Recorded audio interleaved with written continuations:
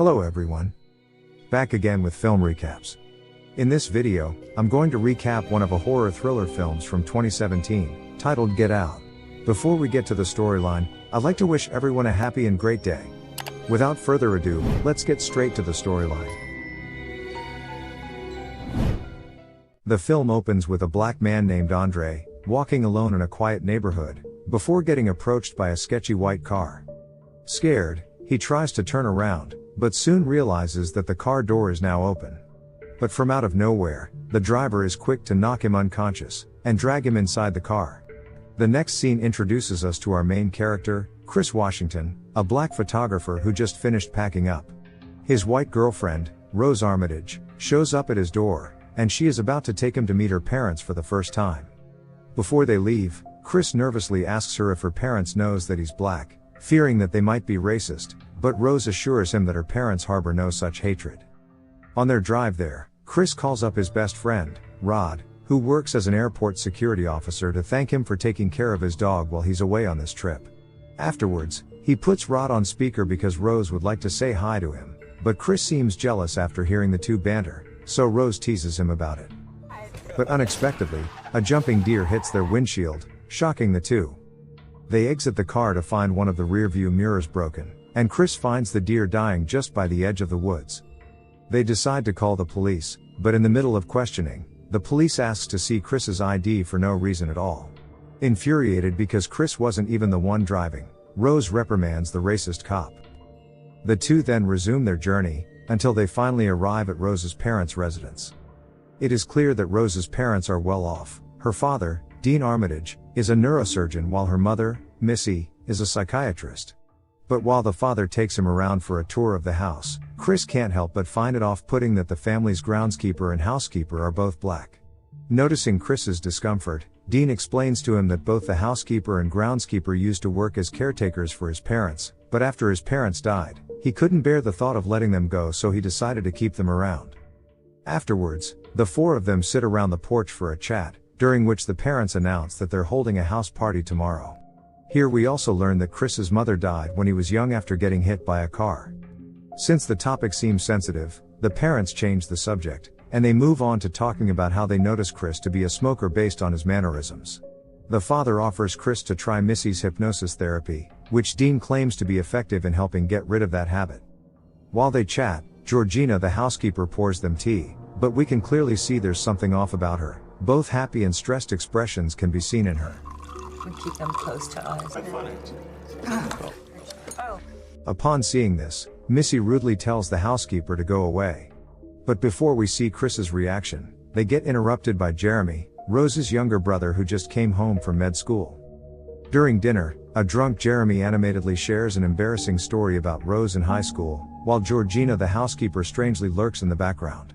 But afterwards, the atmosphere grows tense as Jeremy begins asking Chris about how well of a fighter he is, and mentions how black people's genetic makeup make them more physically strong compared to white people. Things get even weirder when Jeremy gets up from his seat, and is about to challenge Chris for a fight. Luckily, the parents put a stop to it before things escalate. When the couple are finally alone in Rose's room, she infuriatedly rants about how weird and racist her family's been throughout the day. She apologizes to Chris, because she didn't expect her family to be that way. Later that night, Chris can't seem to fall asleep, so he decides to venture outside for a smoke. But in just a matter of seconds, he encounters the eerie sight of Walter the groundskeeper running straight towards him. But the man simply runs past him. When he turns around, he finds Georgina on the window, checking her own reflection and seemingly unable to see him. When Chris returns inside later, he finds Missy sipping tea in the therapy room, and decides to join her there. Here Missy begins to inquire him about his smoking habit, and asks if he'd like to try the therapy now. But before he answers, she begins stirring the tea, the scraping noise seemingly affecting Chris. She then proceeds to ask Chris very intrusive questions about what he was doing during the time his mother died. Even though reluctant, the sound of the tea stirring somehow inclines Chris to answer. Missy keeps on prodding about that particular traumatic moment from his past, and over time, he begins to cry, and eventually feels paralyzed. And as a final touch, Missy utters one word, sink. Wait. Sink. Which causes him to involuntarily feel as if he's sinking inside his own mind. He desperately tries to reach up, but finds himself unable to. Missy calls this the sunken place. His consciousness has departed from his body, while his body is still paralyzed in the chair. The next thing he knows, he wakes up in Rose's bed to a text from his best friend Rod, and brushes whatever happened last night as a nightmare. He finds that his battery is low, so he plugs it in. That day, he decides to go outside to take pictures of his surroundings, and goes to see Walter the groundskeeper and tries to chat him up. Here we notice that there's something off about him. His eyes seem distant, and his accent sounds like a white person from the 50s. He also brings up about Chris's smoking habit, and asks if the therapy with Missy worked last night, proving to Chris that his nightmare wasn't a nightmare at all. Chris immediately informs his girlfriend about the hypnosis he experienced, prompting her to apologize for what her mother did. He also discovers that the hypnosis was a success, as he no longer feels a desire to smoke. Right after, the two watch from the window as dozens of wealthy white people arrive for the Armitage's annual get-together. Most of the guests are old white people, who begin acting weird at the sight of Chris. One old man seems fascinated to find out if Chris is any good at golf, because Tiger Woods is. They also encounter a lady, who asks Rose if Chris is better in bed since he's black. Lastly, Chris and Rose entertain another old couple, who remarks that black skin is now in fashion, which sickens Chris, so he walks away. He decides to look around for any nice view to shoot with his camera. This is when he stumbles upon another black man in the party named Logan King, and decides to approach him. But just like Walter, he speaks and acts like an old white person, and soon enough, his oddly very old wife walks up to him to inform him that someone would like to see him. As Logan excuses himself, Chris is even more put off by the fact that Logan doesn't seem to understand the way a fist bump works. Later on, Chris finds a blind man at the party named Jim Hudson, whose name Chris recognizes, as he is a well-known art curator who eventually grew blind from a genetic disease. Unlike the others who bring up Chris's race into conversations, the man admits to be a fan of his work, and compliments Chris for having a great eye in photography. As Chris grows tired of meeting people at the party, he heads upstairs, while unbeknownst to him, everyone in the party suddenly quiets down and begins to look up.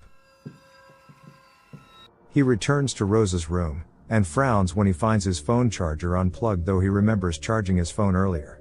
Suspicious, he checks in the other room and finds Georgina there, concluding that it must have been her who unplugged his phone. He then tells Rose about what Georgina did, but Rose doesn't believe the housekeeper meant any harm by it. Chris stays in the room for a while to call Rod to catch up, updating him that Rose's mother had him under hypnosis to get him to quit smoking. Rod finds this freaky, and mentions that white people love making people sex slaves and shit, but Chris assures him it's fine. Hello. Fuck, hi. He then gets interrupted by Georgina, who also speaks like an old white person, and doesn't understand any modern slangs. Snitch. Rat you out.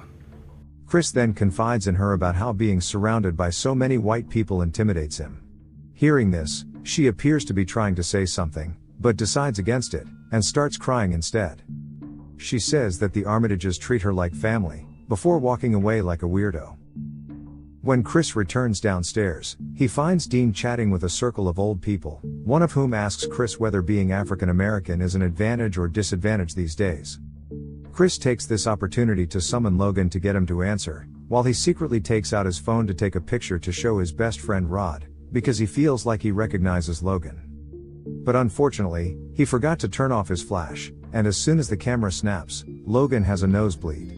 He then becomes hysterical, and lunges at Chris while screaming at him to get out.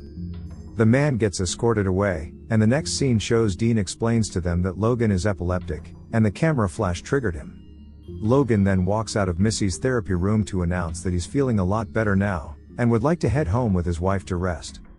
To lighten the mood, Dean asks the guests to participate in a party game, but Rose notices Chris looking glum, and decides to take him away for a walk. In their absence, the family and the guest actually start holding a weird auction with Chris as the prize. The blind Jim Hudson coming out as the highest bidder in the end. Meanwhile in the woods, Chris confesses that ever since the hypnosis, he's been feeling weird things, and that he feels as if he recognized Logan when the man was freaking out earlier. He also expresses how he wants to go home, so Rose agrees and they plan to return to the city in the morning. The sky is dark when they walk back to the house, and the last of the guests are climbing inside their cars to go home. When Chris is alone in Rose's room, he sends the picture he took of Logan to his best friend Rod. It turns out that Rod knows the man, Andre Hayworth, who used to date one of their friends.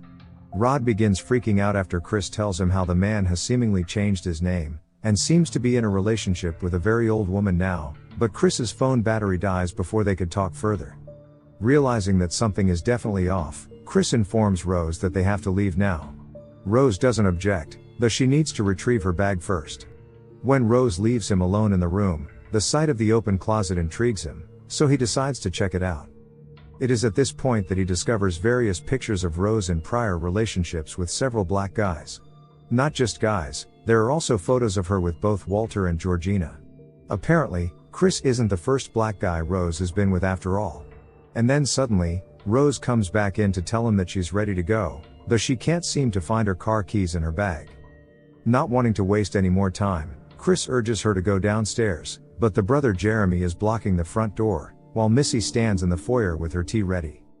Sensing tension in the air, Chris asks Rose to find the key, while Dean walks in the room, and starts talking about how the white mind is brilliant, though it needs a better vessel to contain it. Creeped out, Chris loses his patience, and begins yelling for Rose to find the keys. Jeremy then playfully swings his lacrosse stick at him, while Missy and Dean begin to surround him. While this happens, Rose finally reveals to him that she's in on her family's plans all along. When Chris lunges at Jeremy, Missy taps her teacup, causing him to fall under hypnosis again. This leaves Chris with no power, but to watch as the family drags him to the basement. You were one of my favorites. Meanwhile in the city, Rod is starting to get worried. He tries calling Chris multiple times but receives no answer, so that night, he decides to do a Google search on Andre, and discovers a missing person article of him. Back to Chris, he finds himself strapped to a chair when he wakes up, unable to break free despite his efforts. The TV in front of him suddenly turns on, playing a recording of a white man, who is none other than Rose's grandfather. He begins speaking about how Chris been chosen because of his genetic advantage as a black man. Up next, a recording of tea being stirred plays, which knocks Chris unconscious again. On the next day, Rod goes to the police trying to report how he suspects that his friend Chris is being held hostage by a white family. He explains that they kidnap black people to be sex slaves, but the police only laugh at him. This doesn't stop Rod. He tries calling Chris's phone one more time, but this time, it's Rose who answers. She pretends to act confused, saying that Chris called a cab abruptly and left 2 days ago, but Rod could see through her lies. However, when Rod begins recording their call, Rose shows her manipulative side by changing the subject and saying that she knows how badly Rod wants to bang her, which weirds him out and gets him to hang up. While this is going on, Chris wakes up again in the basement to find blind John Hudson on the TV. He calmly explains to Chris that a surgical procedure is going to happen, which involves transplanting his brain into Chris's body. After this is done, Chris's consciousness wouldn't be entirely gone, but he will be a passenger in his own body, sinking in the sunken place. As it turns out, Rose's family has been transferring old white people's consciousness into young black people's bodies, granting them preferred physical characteristics and a twisted form of immortality. But in John's case, he wants Chris's eyes the most. After the call ends, Chris notices the cotton sticking out of his armrest, right before the tea recording plays again, forcing Chris to ready himself to pass out. Just in the other room, Dean begins the brain transplant procedure, while Jeremy goes to retrieve Chris. He removes the straps holding Chris to the chair, and gets an IV ready. But when he's not looking, Chris beats him with a lacrosse ball.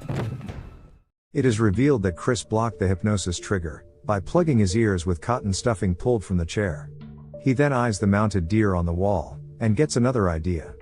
As Jeremy hasn't returned for some time, Dean goes out to look for him, and this is when Chris shows up and rams the deer horns into him, causing him to bleed to death. The evil man knocks over a candle, which sets fire to the operating room with an anesthetized Jim Hudson inside. Up next, Chris goes upstairs and comes face to face with the mother, knocking the teacup off the table before she reaches for it. She then takes a sharp object, and stabs his palm with it. As the two struggle against each other, Chris manages to overpower her, and stab her in the eye. When he finally makes it to the front door, a bloody Jeremy shows up, and traps him in a headlock, while he struggles to reach for the door. Chris manages to stab him in the shin. Chris then stomps his skull to make sure he stays dead this time. While this is going on, Rose is upstairs listening to music, and Googling shirtless pictures of black men, unaware of what's going on. Chris finds the car keys, and starts Rose's car. However, as soon as he begins to accelerate, he accidentally hits Georgina on his way out. Feeling sorry for her because his own mother also died from a hit and run, he takes her inside the car. But unfortunately, Rose heard the crash and rushes outside with a rifle while saying "Grandma." It is at this point when we realize that Georgina has the grandmother's brain. She then wakes up and begins attacking Chris, infuriated because he's killed her family. This causes a car crash, killing Georgina, but Chris survives. After the car crash, Chris staggers outside the car, avoiding Rose's gunshot. From out of nowhere, Walter the groundskeeper comes running towards him, with Rose saying "Get him, Grandpa." Walter tackles him to the ground, but Chris is quick to take a picture of him with a flash camera, which snaps the real person inside him awake. Walter asks for Rose's rifle, wanting to take care of Chris, but he shoots her in the gut instead. He then turns the rifle on him, before shooting himself. Afterwards, Chris crawls up towards Rose, and begins choking her out of contempt, but doesn't have the heart to kill her. And then suddenly, a police car arrives, and Rose cries out for help. But luckily, it is actually an airport security car, which belongs to none other than his best friend Rod. The two quietly climb inside the car, and drive away, leaving Rose to bleed to death in the middle of the street. And this is where the movie ends. Okay guys. That's all the recap of Get Out 2017. Thanks for watching. See you again in the next video.